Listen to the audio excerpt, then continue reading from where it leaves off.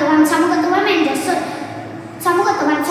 என்ற சொல் முகப்புரையில் அரசியலமைப்பு 42 சீர்திருத்தல் செய்யுள் 1976 வாயிலாக உட்படுத்தப்பட்டதாகும். சமூகம் என்ற சொல் உற்பத்தி, விநியோகம் மற்றும் பரிமாற்றம் ஆகியவற்றின் நடத்திப்பு நாட்டாமை ஆக்கப்பட்ட அரசியலமைப்பை குறிக்கும்.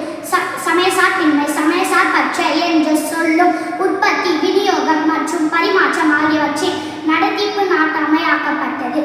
நாடு எந்த ஒரு சமயத்தையும் நாட்டு சமயமாக அங்கீகரிக்காது மற்றும்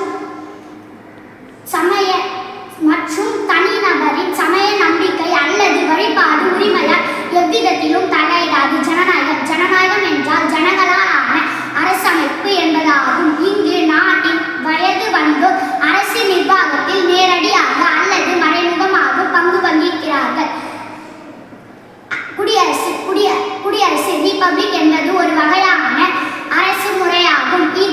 இதில் நாட்டின் தலைவர் தேர்ந்தெடுக்கப்பட்டவரும் மற்றும் கிரேட் பிரிட்டனின் மன்னனை போன்ற ஒரு மரபிய குடியரசு